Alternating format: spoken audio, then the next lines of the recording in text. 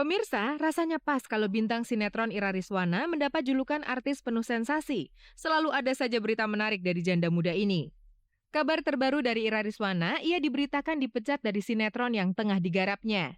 Kabarnya, ia terpaksa dipecat akibat perseteruannya dengan sang sutradara yang menganggap Ira tidak disiplin dan melalaikan tugas.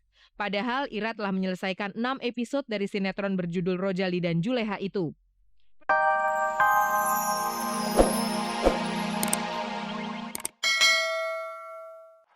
Iwan Fals dan Padi tampil di Jakarta Convention Center Jumat lalu. Bahwa penontonnya membanjir itu pasti. Bahwa ada yang tidak bisa masuk itu juga pasti. Harga tiket ratusan ribu rupiah. Maklum, pertunjukan ini diselenggarakan di gedung mahal ber-AC serta berkursi empuk yang biasanya untuk acara-acara tertib, tenang, dan nyaman.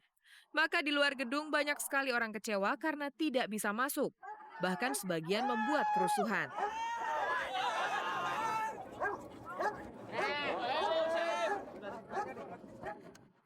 Setiawan Jodi sempat berkomentar tentang orang-orang yang kecewa ini.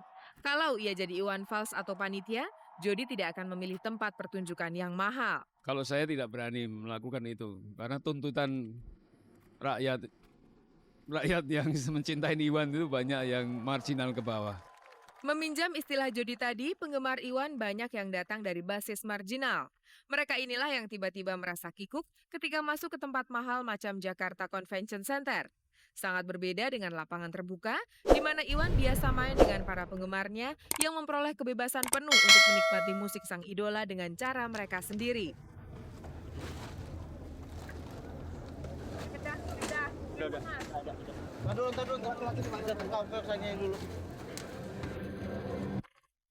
Di dalam gedung, acara mengalir lancar. Para penggemar fanatik Iwan seperti biasa merangsek ke depan panggung dan berjoget. Tapi keadaan terkendali karena ketatnya keamanan dan karisma Iwan yang meminta penggemarnya untuk tidak berbuat berlebihan. Acara tampil bersama Iwan Fals dan Padi ini berawal pada 20 Januari lalu. Ketika itu, Padi main di panggung sederhana di pelataran tempat tinggal Iwan yang luas di Cimanggis, pinggiran Jakarta sebelah timur. Saat itu sudah disinggung-singgung kemungkinan untuk main bersama dalam pentas yang lebih terkonsep secara musik dan bisnis.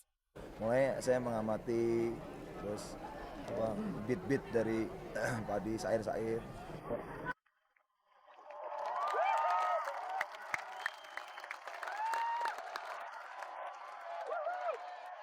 Iwan mengagumi Padi dan Padi mengagumi Iwan. Piu berterus terang suasana yang sangat lain mempengaruhi dirinya saat tampil bersama Iwan. Pertama kali ke atas panggung biasanya sih kita pede banget sih, cuek apa segala macam, udah istilahnya hype-nya energinya tuh udah ke kita itu udah powerful banget. Begitu naik di atas panggung, kita ini sepanggung sama idola kita dari kecil gitu. Waduh, pokoknya udah pertama kali genjreng aja aku udah grogi. Itulah pengakuan Dedengkot Padi yang rendah hati. Tapi ini tentu kenyataan objektif bahwa Iwan Fals memang sangat dikagumi. Termasuk anak-anak Sheila on Seven, band yang sudah sangat ngetop itu menyempatkan diri untuk nonton. Tidak sedikit artis terkenal lainnya yang juga hadir. Ada Gunawan yang di akhir pertunjukan diuber-uber wartawan bukan untuk ditanyai pendapatnya tentang konser Iwan dan Padi, melainkan jadi tidaknya perceraiannya dengan Paramita Rusady. Juga ada Primus yang sendirian datang. Titi Kamal pun datang sendirian. Dan bagi Maudy Kusnaedi yang datang bersama Erik suaminya, inilah pertama kali ia nonton langsung pertunjukan panggung Iwan. Baru sekali ini gitu ngelihat langsung gitu karismanya Iwan Fals sama Padi itu sebegitu besarnya gitu. Dan ini Ira Riswana yang juga menikmati pertunjukan bersama Krishna Mukti. Bagi kedua pemain sinetron ini juga baru sekali itu mereka menyaksikan langsung pertunjukan Iwan Fals dan Padi. Kalau Padi, aku tadi sempat kecewa karena jeda antara satu lagu ke satu lagunya bukan terlalu jauh ya, rada jauh gitu loh. Terus untuk Iwan Fals, oke bener, dari dulu gue nungguin konsernya kan. Saya juga baru pertama kali ini ngelihat Iwan Fals live. Pertama kali gitu, selama ini kan cuman denger-denger aja kehebatan Iwan Fals tuh seperti apa, seperti ini, seperti itu. Dan kemarin makin penasaran lagi ketika dia masuk jadi cover majalah Times. Wah, gue makin pengen banget nonton, dan ternyata sekarang dapat kesempatan nonton, ternyata memang Iwan Fals top abis. Pemirsa, tentu saja Anda masih menyimak kabar-kabar dari Kabar Kabari. Berikut ini kabar-kabar yang layak Anda tengok. Ini tentang seorang promotor musik yang akhir-akhir ini sering diundang untuk berceramah atau menjadi pembicara dalam seminar bisnis atau manajemen. Dia adalah Adri Subono, promotor yang acap mendatangkan grup-grup musik atau penyanyi luar negeri terkenal ke Indonesia. Atas pengalamannya yang dinilai berhasil itu, beberapa kali Adri diundang ke kampus-kampus untuk berbagi pengalaman dengan mahasiswa. Belum lama ini ia tampil di depan mahasiswa Universitas Indonesia untuk menularkan ilmunya tentang kepromotoran. Jadi asik-asik aja, seru gitu. Iya kan berbagi adalah apa sih, ibadah ya. Asik gitu. Pengalaman Adri Subono sebagai promotor musik adalah ilmu yang diperolehnya langsung dari lapangan. Bagaimana lika-liku perundingan untuk mendatangkan band-band atau penyanyi kelas dunia ke Indonesia hingga sampai pelaksanaan pertunjukan. Semua itu membutuhkan konsep dan aplikasi yang sangat cermat. Untuk promotor kelas internasional ini, Indonesia hanya punya sedikit. Itu barangkali yang membuat Adri Subono mulai laris diundang ke seminar-seminar. Tapi saya senang, dalam itu saya senang karena itulah kembali saya bisa menceritakan pengalaman-pengalaman saya selama 7 tahun sebagai promotor. Ya mungkin nggak ada di dalam buku gitu ya. Mungkin saja suatu saat nanti lahir promotor hebat dari mereka yang pernah mendengarkan ceramah Adri Subono. Asal tahu saja, pekerjaan ini masih sangat terbuka di Indonesia. Saya selalu katakan penduduk di Indonesia itu 220 juta. Satu bulan 2 konser pun saya rasa 10 promotor itu juga nggak cukup gitu loh.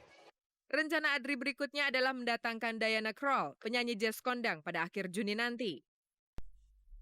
Pemirsa, rasanya pas kalau bintang sinetron Ira Rizwana mendapat julukan artis penuh sensasi. Selalu ada saja berita menarik dari janda muda ini. Kabar terbaru dari Ira Rizwana, ia diberitakan dipecat dari sinetron yang tengah digarapnya. Kabarnya, ia terpaksa dipecat akibat perseteruannya dengan sang sutradara yang menganggap Ira tidak disiplin dan melalaikan tugas. Padahal Ira telah menyelesaikan 6 episode dari sinetron berjudul Rojali dan Juleha itu. Perseteruannya dengan Walmar Sitoha sang sutradara bermula ketika Ira minta izin untuk libur di hari Minggu.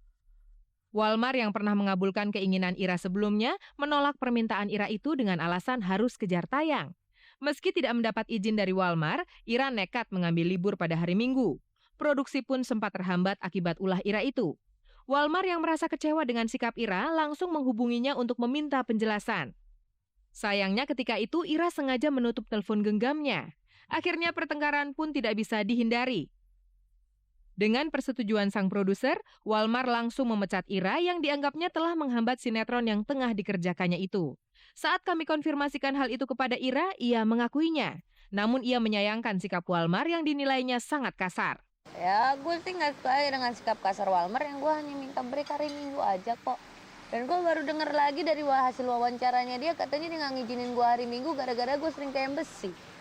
So what gitu loh, gue mau pergi malam, gue mau apa urusan gue kan. Yang penting gue datang ke lokasi tepat, gue datang tidak keadaan apa-apa, gue datang ke lokasi sadar. Gue makanya gue menyayangkan sikap profesionalismenya si Walmar dan juga perlakuan kasar Walmar terhadap gue yang gue nggak bisa terima sampai sekarang. Kasarnya gimana? Ya gue mau digampar segala rupa. Dan gue baru dengar lagi katanya itu shock terapi buat gue. Marahnya saya tuh itu gara-gara dia marah-marah juga sama saya. Dia marah juga setelah mengancam kepada teman-teman, termasuk kru dan pemain-pemain lainnya. Dia bilang kalau gue nggak dikasih break gue nggak mau katanya. Situ saya marah. Menurut Ira, keinginannya untuk libur di hari Minggu bukanlah hal yang berlebihan. Dari awal kontrak, ia sudah mengatakan tidak bisa syuting di hari Minggu. Saya ngomong sama Walmar bulan pertama, oke gue bantuin lo karena kampus cuma ada hari Minggu sama hari Sabtu. Ya udah gue bantuin sampai 1 sampai 6, 7 ke sana gue udah nggak mau. Karena dealing awal gue sama Viandra, gue tuh hari Minggu nggak mau syuting, gitu. Dan yang paling gue nggak suka, Walmar bilang, gue nggak ngasih izin karena Ira ada di embassy. Urusan apa dia?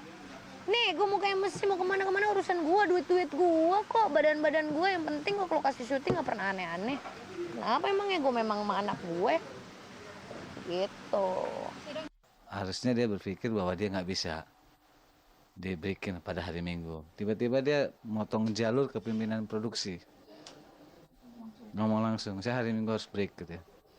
Nah setelah itu pimpinan produksi ngadu ke saya. Di situ saya marah sama dia. dan tidak langsung memutuskan berhentikan.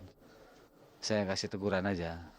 Begitu saya tegur, tiba-tiba untuk calling berikutnya handphonenya mailbox, nggak dibuka sama sekali.